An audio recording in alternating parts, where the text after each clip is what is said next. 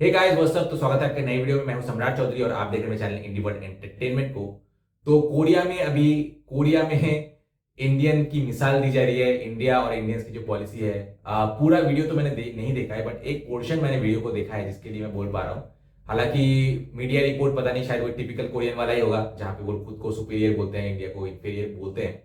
But वो तो मैं आपके साथ ही देखूंगा वीडियो और डिस्कवर करूंगा। फिलहाल मैंने एक पोर्शन जो देखा है कि कोरिया जब इंडिया को देखता है तो इंटरनली आवाज उठता है कोरिया में कि इंडिया जिस तरीके से ट्रंप और अमेरिका को सामना सामना कर रहे हैं, डिफायंस दिखा रहा है, कोरिया में वो कोरिया के लीडर्स वो क्यों नहीं कर पा रहे हैं। तो इंडिया जैसे कि एक फ्लैग बियरर हो चुका है पूरे सारे ही दुनिया के लोगों के लिए, जो जो कि अमेरिका तो अब बेसिकली सारे ही देशों की बुली कर रहे हैं और सारे देश जो है इकट्ठा आ रहे थे। पहले तो उतना साहस नहीं था, बट इंडिया का जब ये स्टांस देखा दुनिया ने, तो अभी हर देश में, इवन साउथ कोरिया में, जो कि खुद को बहुत तीसमान खान समझते थे, इंडिया से बहुत सुपेरियर समझते थे, अभी जाके समझ में आ गया उनको कि असली पावर किसके पास है। अमेरिका को आंख दिखा के डिफायंस दिखाने का पावर किसके पास है, जो कि अमेरिका के तलवे चाटने वाले कोरिया के पास कभी भी नहीं था और होगा भी नहीं। ये एक सीरीज ऑफ इवेंट्स है। ऐसा नहीं कि इंडिया ने एक दिन वो सेल्फ रिलायंस ये सब कुछ हासिल किया है।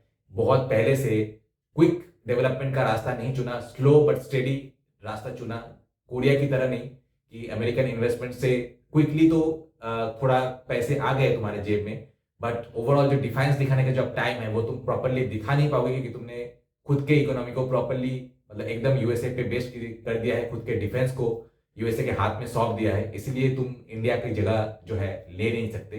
क्वेश्चन जरूर उठा सकते हो अपने देश के अंदर, बट जवाब तो यही है कि तुम्हारे ओवरऑल जो पिछले 10-20 साल की पॉलिसी रही है वो इंडिया से काफी अलग रही है। एक तरफ जहां पे इंडिया ने सेल्फ रिलायंस का रास्ता चुना, रशिया जैसे दोस्त चुना जहां पे वो लोग इंटरफेयर कभी भी एज सच इंटरनल मैटर्स में नहीं करते थे।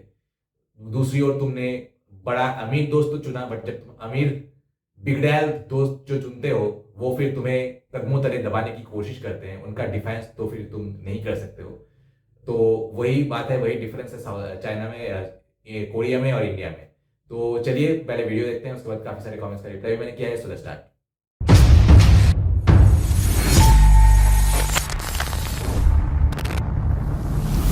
दोस्तों, मैंने बहुत सारे बिजनेस पार्टनर्स को, खास करके जो एनआरआईज है, उनके लिए चैनल बना के उनको इंडिया में एक stable source of income generate करके दिया है। अगर आप भी मेरे साथ पार्टनरशिप में चैनल स्टार्ट करना चाहते हैं, जहां चैनल के ओनर आप होंगे लेकिन कंटेंट मैं बना के दूंगा, तो मुझे कांटेक्ट कीजिए इस नंबर पे। बाय द वे, मेरे पहले एसएमएस शॉर्ट फिल्म की हिंदी डब वर्जन आ चुकी है। अगर आप देखना चाहते हैं तो डिस्क्रिप्शन में आपको लिंक मिल जाएगा।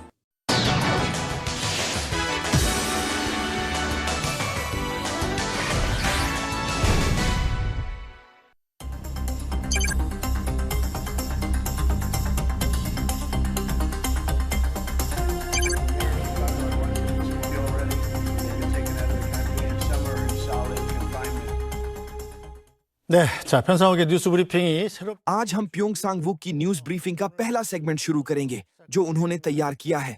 यह एक ग्लोबल स्टोरी है जो दिलचस्प तरीके से अंतरराष्ट्रीय समाचारों के दोनों पहलुओं को सामने लाती है, जो बिना हमारी जानकारी के कोरिया को अफेक्ट करते हैं। आइए अमेरिका भारत के टैरिफ वॉर पर नजर डालते हैं। आज हम तेल, रूस, चीन और अमेरिका से जुड़े एक और संघर्ष की कहानी भी देखेंगे। एसबीएस न्यूज ब्रीफिंग टीम के रिपोर्टर ली ह्यून सिक, जो अमेरिका में विशेष संवाददाता रह चुके हैं, हमारे साथ जुड़े हैं। रिपोर्टर ली, आपका स्वागत है। 입니다. 이 기자 어서 오세요. 네, 안녕하십니까? 네, 자 यह कहा जा रहा है कि हम अभी भी कोरिया अमेरिका समिट बैठक और टैरिफ निगोशिएशंस की शुरुआती अवस्था में ही हैं। आज फिर से भारत का मुद्दा सामने आया है। एक समय राष्ट्रपति ट्रंप भारतीय प्रधानमंत्री मोदी के साथ अपनी ब्रोमेंस पर गर्व जताते थे, लेकिन अब यह रिश्ता अच्छा नहीं चल रहा है। 좋다고요?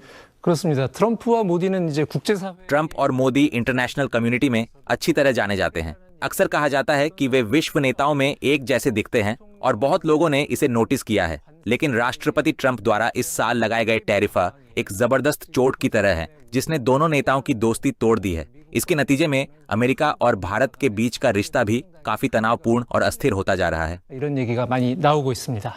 이런 국제적인 그 권위 있는 매체들에서 인도 외교관을 취재. सबसे पहले प्रधानमंत्री मोदी इस मामले में बहुत सिमिलर हैं कि वे एक नेशनलिस्ट, अथॉरिटेरियन और पॉपुलर नेता हैं। भारत को एक हिंदू देश के रूप में जाना जाता है, लेकिन यहाँ कई धर्मों, जातियों और कल्चर्स की वैरायटी है। हालांकि लोकतंत्र के दृष्टिकोण से प्रधानमंत्री मोदी की आलोचना करने में घरेलू और विदेशी जनमत की सीमाएं हैं। इस मामले में ट्रंप भी इस बात में सिमिलर है कि वे इकोनॉमी और इंडस्ट्री को महत्व देते हैं। इसीलिए जब ट्रंप कहते हैं मेक अमेरिका ग्रेट अगेन, तो प्रधानमंत्री मोदी कहते हैं मेक इंडिया ग्रेट अगेन। यही कारण है कि इसमें थोड़ी बहुत टकराव होती है। मई में भारत और पाकिस्तान के बीच एक मिलिट्री कॉन्फ्लिक्ट हुआ जिसमें फाइटर जेट्स और मिसाइलें शामिल थीं। उस समय राष्ट्रपति ट्रंप ने कहा कि उन्होंने पहल की और लड़ाई को रोका। प्रधानमंत्री मोदी ने कहा कि ये सब सच नहीं है। 시켰다 이러고 자화자찬을 세게 했는데 네. 모디 총리가 거기에 기분이 많이 상했다는 얘기도 있습니다. मेरा मानना है कि राष्ट्रपति ट्रंप के लिए यह ज्यादा महत्वपूर्ण था कि वे भारत पर दबाव डालें ताकि भारत उनकी बात सुने, बजाय इसके कि 50% टैरिफ वसूलें। जब टैरिफ पर बातचीत हो रही थी उस समय अप्रैल की शुरुआत में अमेरिका में सो कॉल्ड लिबरेशन डे था। उस समय भारत की टैरिफ दर 25% थी, लेकिन अब भारत की टैरिफ दर 50% है। ये असली टैरिफ है। हम 15% के साथ भी संघर्ष कर रहे हैं, तो अगर भारत की दर 50% है तो इसका अमेरिकी एक्सपोर्ट्स पर बड़ा असर पड़ेगा। 대미 수출에 타격이 크겠죠. 그냥 뭐 आप कह रहे हैं कि हमें उन्हें सिखाना नहीं चाहिए, है ना? 예, 그 해당되는 품목 यही मैं कह रहा हूँ। 이제 그런 얘기가 됩니다. लेकिन अमेरिका और भारत के बीच हाल ही में अच्छा राजनीतिक संबंध था, तो 50% टैरिफ क्यों लगाया गया? सबसे पहले जो अमेरिका ने टैरिफ नेगोशिएशंस में किया वो ये था कि भारत के एग्रीकल्चरल मार्केट को खोला जाए और भारत को अमेरिकी एग्रीकल्चरल प्रोडक्ट्स खरीदने के लिए प्रोत्साहित किया जाए। लेकिन एक बड़ी समस्या ये थी कि भारत रूसी कच्चे तेल का इंपोर्ट कर रहा था। रूस ने कच्चा तेल भारत और चीन को एक्सपोर्ट किया और अब वह उस पैसे का इस्तेमाल यूक्रेन के खिलाफ वॉर जारी रखने के लिए कर रहा है। राष्ट्रपति ट्रंप चाहते थे कि रूस में वॉर रोकने के लिए तेल का एक्सपोर्ट रोका जाए, लेकिन भारत बहुत ज्यादा खरीद रहा था। इसीलिए उन्होंने भारत से कहा कि रूसी तेल मत खरीदो, अन्यथा दंडित किया जाएगा। हालांकि प्रधानमंत्री मोदी ने इसे स्वीकार नहीं किया। भारत एक बड़ा देश है जिसकी जनसंख्या चीन से भी बड़ी है, लेकिन यहाँ बहुत से गरीब लोग हैं और इंडस्ट्री कम विकसित है। इसीलिए अगर भारत सस्ता रूसी तेल बहुत नहीं खरीदता है तो अर्थव्यवस्था को सुधारना बहुत कठिन हो जाता है। यही मोदी कह रहे हैं।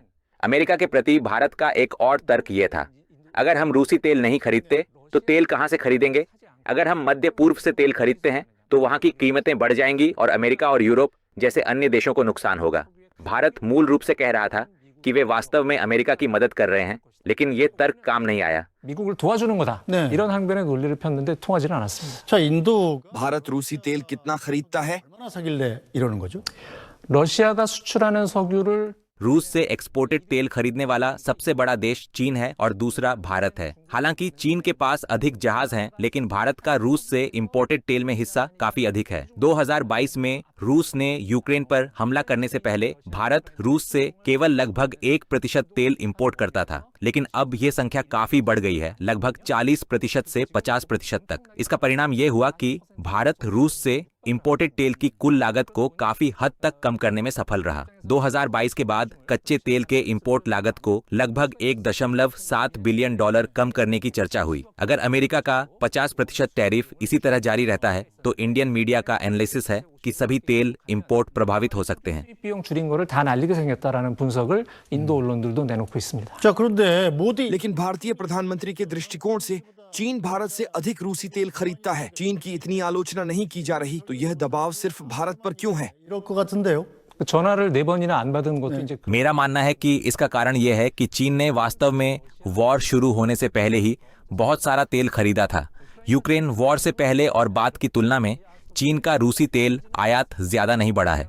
रूस के यूक्रेन पर हमला करने से पहले चीन द्वारा आयात किए गए तेल का 13% रूसी था, लेकिन अब ये लगभग 16% है। इसीलिए ये भारत की 1% से 40% की वृद्धि से काफी अलग है। खैर, राष्ट्रपति ट्रंप के दृष्टिकोण से चीन को शांत करना और अमेरिकी नागरिकों के लाभ के लिए अमेरिका चीन ट्रेड निगोशिएशंस को निपटाना तुरंत आवश्यक है। इसीलिए चीन अमेरिका को प्रोवोक किए बिना शांत करने की कोशिश कर रहा है। अमेरिकी नागरिकों के दृष्टिकोण से यह सवाल उठता है, क्या राष्ट्रपति ट्रंप का भारत के प्रति इतना कठोर व्यवहार करना सही है? 아니 트럼프 대통령이 말만 험하게 하더니 예. 저기 반중이 맞느냐 이제 이런 비판도 나오고 있는 실정입니다. 자, 그런데 यह एक फैक्ट है कि जब भी अमेरिका किसी देश इंक्लूडिंग कोरिया पर दबाव डालता है और कोरिया विरोध करने की कोशिश करता है तो अमेरिका हमारी बात नहीं सुनता। 우리한테 4번씩 전화하진 않을 거 아닙니까? 그렇죠. 사실 이제 우리나라에도 이제 미국이 우리를 좀 지나치게 압박을 한다 할 때는 बिल्कुल सही। वास्तव में जब अमेरिका हम पर बहुत ज्यादा दबाव डालता है तो कुछ लोग पूछते हैं हम भारत जैसी डिप्लोमेटिक पॉलिसीज क्यों नहीं अपनाते। लेकिन भारत और हमारी स्थिति अलग है। भारत कभी ब्रिटिश कॉलोनी था, लेकिन यह वह देश है जिसने कॉलोनियल एम्पायर को हराया। इसके पास बहुत अधिक लैंड है और यह इतिहास में एक एक्सिस पावर का प्रभारी रहा है। इस तरह की समस्या है। कोल्ड वॉर के दौरान भारत एक नॉन अलाइंड मूवमेंट का नेता था, इसीलिए अमेरिका के दबाव को सहने की उसकी क्षमता थोड़ी अलग है। अगर आप भारत के आकार के बारे में सोचें तो अमेरिका को एक्सपोर्ट केवल भारत की जीडीपी का लगभग 2% है। इसीलिए अगर कोरिया अमेरिका को एक्सपोर्ट करता है तो उस पर टैक्स लगना थोड़ा अधिक प्रभाव डालता है। 그러니까 우리나라가 만약에 미국에 수출을 하다가 어떤 징벌적 관세를 당하는 거하고는 일단 상황이 좀 다른 측면이 있어요. 그렇군요. 예. यह भी एनालिसिस किया गया कि अगर भारत और अमेरिका के बीच संबंध तनावपूर्ण हो जाते हैं तो यह ट्रंप की नेशनल स्ट्रेटजी को प्रभावित कर सकता है। 일단은 그 중국 सबसे पहले अमेरिका इकोसिस्टम सेंटर्ड आपूर्ति मैन्युफैक्चरिंग सप्लाई चेन के कारण एक बहुत ही कठिन स्थिति में है। इसीलिए ट्रंप प्रशासन की एक महत्वपूर्ण नीति यह है कि चीन की बड़ी कंपनियों की फैक्ट्रियों को अन्य देशों में मूव किया जाए। जिन देशों में ये फैक्ट्रियां जाती हैं उनमें वियतनाम, थाईलैंड और भारत प्रमुख हैं। लेकिन अगर भारत को इस तरह के टैरिफ से अस्थिर बनाया जाता है तो चीन से भारत जाने वाली फैक्ट्रियों के लिए यह बहुत मुश्किल हो जाएगा। फिर चीन को सप्लाई चेन से अलग करने की ट्रंप की नीति सही ढंग से लागू करना कठिन हो जाता है। एक अन्य पहलू जियोपॉलिटिकल है। आसपास के मैप को देखें तो इंडियन सब कॉन्टिनेंट की स्थिति देखें। मिडिल ईस्ट, जहां सऊदी अरब और ईरान स्क्रीन के बाईं ओर हैं। ये साउथ ईस्ट एशिया और चीन जाने वाले मार्ग में एक ट्रायंगल में स्थित है। ये लैंड का एक हिस्सा है और इसके पास का समुद्र इंडियन ओशन का हिस्सा है। चारों ओर का पूरा क्षेत्र इंडियन ओशन कहलाता है। 둘러싸서 전체를 인도양이라고 합니다. 큰 나라인 거죠, 쉽게 예, 얘기해서. 그렇습니다. 우리가 태평양, 대서양 하는 पैसिफिक ओशन के नाम में कोई विशेष देश नहीं है। हालांकि भारत यह फैक्ट अनदेखा नहीं कर सकता कि यह एक ऐसा देश है जिसका अपना नाम वाला महासागर है। 네, 자, 트럼프 대통령도 좀 머리가 아플 것 같아요. मुझे लगता है कि राष्ट्रपति ट्रंप को थोड़ी परेशानी होगी। जैसे ही भारत गंभीर रूप से आगे बढ़ता है, यह रूस और चीन के साथ अपने संबंधों को मजबूत कर रहा है। 좀 전에 본 지도에서도 알 수가 있듯이 미국의 그동안의 굉장히 중요한 전략은 हाँ, जैसा कि आप अभी जो मैप देख चुके हैं उससे स्पष्ट है कि अब तक अमेरिका की बहुत इंपॉर्टेंट स्ट्रैटेजी यह रही है कि भारत को अपने पक्ष में खींचा जाए और चीन के चारों ओर एक कंटेनमेंट नेटवर्क बनाया जाए। भारत ने अमेरिकी मांगों को पूरा करने वाली नीतियां अपनाकर अमेरिका के साथ बहुत अच्छा संबंध बनाया है, लेकिन ये संबंध ट्रंप के अत्याचार के कारण टूट रहा है। अभी इस वीकेंड से भारत, चीन और रूस के साथ मजबूत साझेदारी दिखाने वाला है। हम अक्सर एक कहावत कहते हैं, मैं तुम्हें अच्छा नहीं बना सकता लेकिन बुरा भी नहीं बना सकता। यही अब भारत ट्रंप के मामले में कर सकता है। इस वीकेंड चीन के तियानजिन में शंघाई सहयोग संगठन SCO के अंतरराष्ट्रीय सम्मेलन का आयोजन होगा। राष्ट्रपति पुतिन और प्रधानमंत्री मोदी दोनों वहां उपस्थित रहेंगे। रिपोर्ट्स हैं कि चीनी राष्ट्रपति शी जिनपिंग भी संभवतः वहां आएंगे। पिछली बार जब राष्ट्रपति पुतिन ने राष्ट्रपति ट्रंप से सामान्य बातचीत की थी, उन्होंने कहा कि उन्होंने यूक्रेन वॉर के बारे में ट्रंप से बात की। एक समय ऐसा भी था जब उन्होंने प्रधानमंत्री मोदी और राष्ट्रपति शी जिनपिंग को अलग अलग बुलाकर समझाया। तो चीन, भारत और रूस ट्रंप के खिलाफ एक प्रकार के सहयोगी की तरह काम कर रहे हैं। ये गठबंधन अचानक मजबूत हो रहा है। हम संभवतः इस विकास को अगले महीने सितंबर की शुरुआत तक देखेंगे। राष्ट्रपति पुतिन के मामले में वह अगस्त के अंतिम दिन तियानजिन जाएंगे। ये उम्मीद है कि वह 3 सितंबर को बीजिंग में आयोजित सैन्य परेड में भाग लेंगे। 거기 이게 김정은 북한 क्या आपने नहीं कहा था कि किम जोंग उन आ रहे हैं? 그래서 발표하기를 김정은 북한 그 Kim Jong Un North Korea के डिफेंस मिनिस्टर ने भी कहा कि वे वहां आएंगे। फिर दुनिया भर के वे नेता जो अमेरिका का विरोध करते हैं इकट्ठा होंगे। ये देखा जा सकता है कि ट्रंप के 50% टैरिफों का समय सही नहीं था। 안 좋은 시기에 나왔다. 예, 이렇게 볼 수가 있는 거죠. 그렇군요. समझ गया। राष्ट्रपति ट्रंप एशिया में संकट की कगार पर हैं। 대통령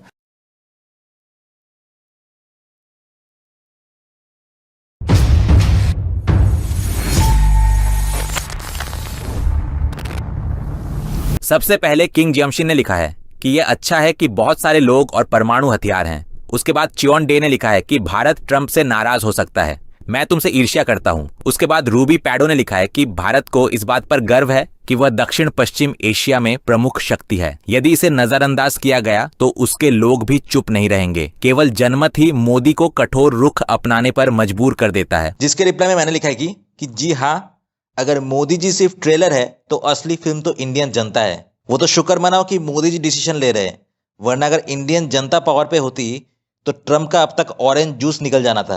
उसके बाद यूजर की ने लिखा है कि एक बूढ़ा आदमी दुनिया को हिला देता है। जी हाँ, एक आदमी, इट्स वेरी आयरनिकल कि कुछ खूसट बुड्ढे जो है लिटरली हमारे पूरे दुनिया को तबाह कर सकते हैं। वो लोग तो अपने न्यूक्लियर बंकर में छुप जाएंगे, असली सफरर तो जो आम आदमी है वही होगा, और हम ये होने दे रहे हैं। सबसे बड़ी ताज्जुब की बात तो ये है, अगर आप एक लायन को देखें ना या फिर एक टाइगर को देखें, तो जब वो किसी बफेलो के झुंड में या फिर किसी भी इवन डियर की भी झुंड को जो हमला करता है ना, अगर देखा जाए तो शेर से एक हिरन जो है, शेर या फिर बाघ से काफ़ी कमज़ोर है, लेकिन अगर सब एक साथ आए ना, इकट्ठे आए, तो वो शेर को भी आसानी से हरा सकते हैं। और हमारी तो जो बात है कि जो लीडर्स है खुसट बुड्ढे, ये तो हमारे एक पंच से गिर जाए, लेकिन हम लोग इन पे हावी होने देते हैं। क्योंकि आप अगर देखें कि एक बफेलो की झुंड, बफेलो तो बाय द वे काफ़ी पावरफुल है अकेले में ही, अगर 3-4 बफेलो एक शेर से लड़ाई करने की सोचे ना, तो शेर तो मतलब ढेर हो जाएगा बिल्कुल। लेकिन क्या होता है कि जो फियर होता है कि कौन मारेगा, सब भागने लगते हैं, खुद के पावर को रियलाइज किए बिना वो लोग पीछे भागते रहते हैं, इसलिए वो अपने पावर को कभी जान ही नहीं पाते। तो हम भी एज अ नागरिक देश के या फिर जस्ट पूरे दुनिया के जो है ह्यूमन पॉपुलेशन, पूरे दुनिया के नागरिक के हिसाब से ही हमारे पास जो पावर है, जो यूनिटी में पावर है, वो हम कभी रियलाइज ही नहीं कर पाते। हम लोग कुछ चुनिंदा लीडर्स को करप्शन करने देते हैं, हमें लिटरली मौत के मुंह में धकेलने देते हैं। ये लोग जो रूल करते हैं, कभी कभी अपने ईगो के लिए ये लोग सैकड़ों लाइफ ऐसे ही बर्बाद कर देते हैं just for satisfying their ego. तो मुझे लगता है कि इस हाई टाइम कि हम अपने एज अ पॉपुलेशन हम अपने पावर को रियलाइज़ करें। जैसे बफेलो, जो गलती बफेलोस करते हैं कि एक भी आगे नहीं जा पाता है, उन अपने असली पावर को रियलाइज़ नहीं कर पाते कि वो शेर से कि कितना ज़्यादा पावरफुल है, क्योंकि उनमें यूनिटी नहीं है और समझने की परखने की ताकत नहीं है।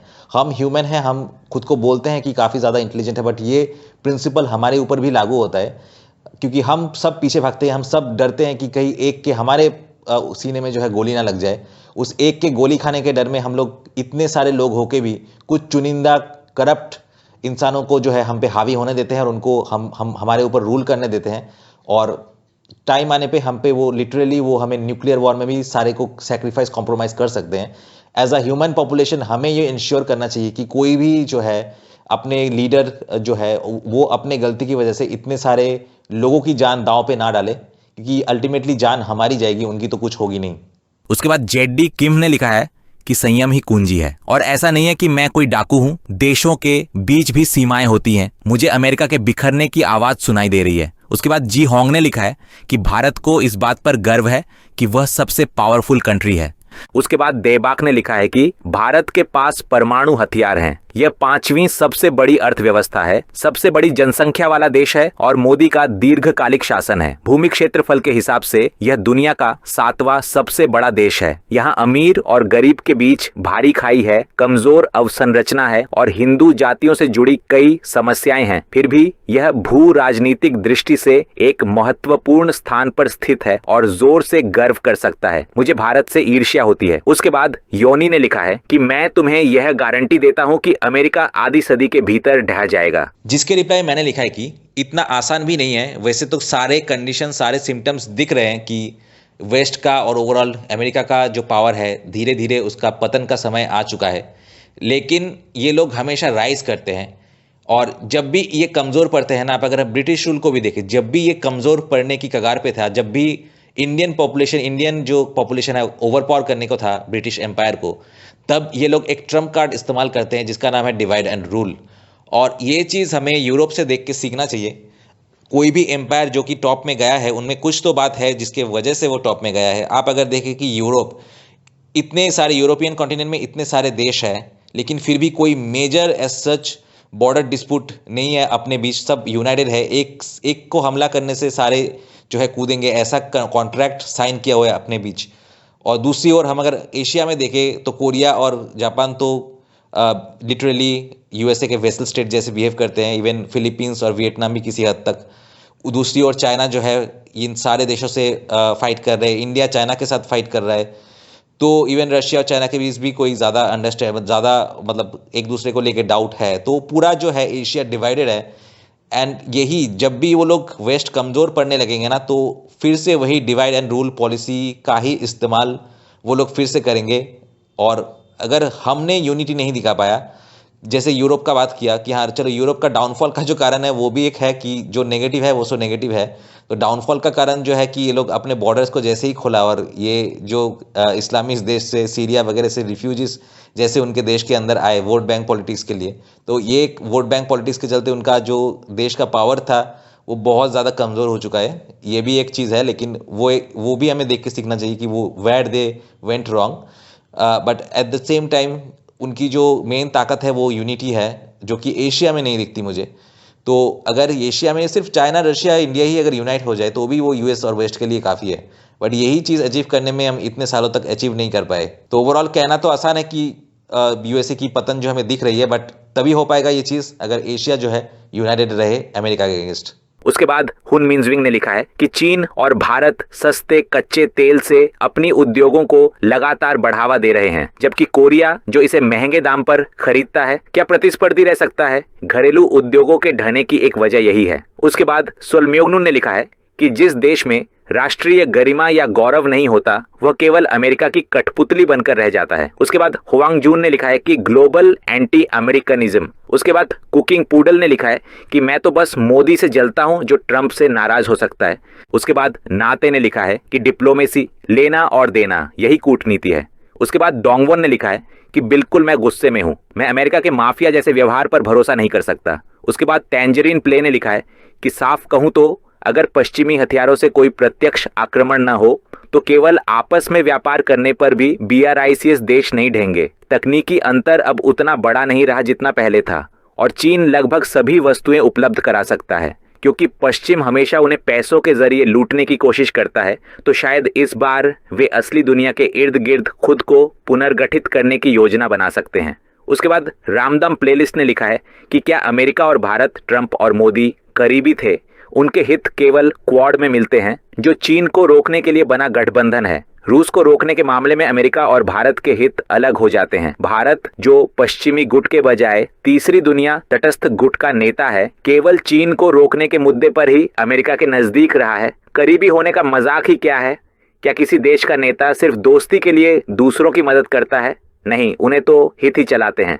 उसके बाद जो युनस्योंग ने लिखा है कि इंडिया फाइटिंग। उसके बाद रोटो ने लिखा है कि भारत अमेरिका का कुत्ता इसलिए बन सकता है क्योंकि उसके कुल निर्यात में अमेरिका की हिस्सेदारी 5% तक भी नहीं पहुंचती।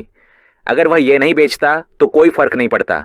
अगर वह न बेचे और रूस का कच्चा तेल सस्ते में खरीदे तो यह और भी लाभकारी है। अमेरिका भले ही टैरिफ लगाए, लेकिन यह तो निर्यातक देश के लिए डराने वाली बात है। बाकी सबको नजरअंदाज किया जा सकता है। यही कारण है कि वे हमेशा सिर्फ पूर्वी एशिया की तिकड़ी का ही जिक्र करते हैं। उसके बाद आमोर ने लिखा है कि देखो, अमेरिका सब कुछ पाने की कोशिश करता रहा, लेकिन अंत में कुछ भी उसके हाथ नहीं आया। उसके बाद ओशन माइंडेक्स ने लिखा है कि भारत आगे बढ़ो, अब अमेरिका के गिरने का समय आ गया है।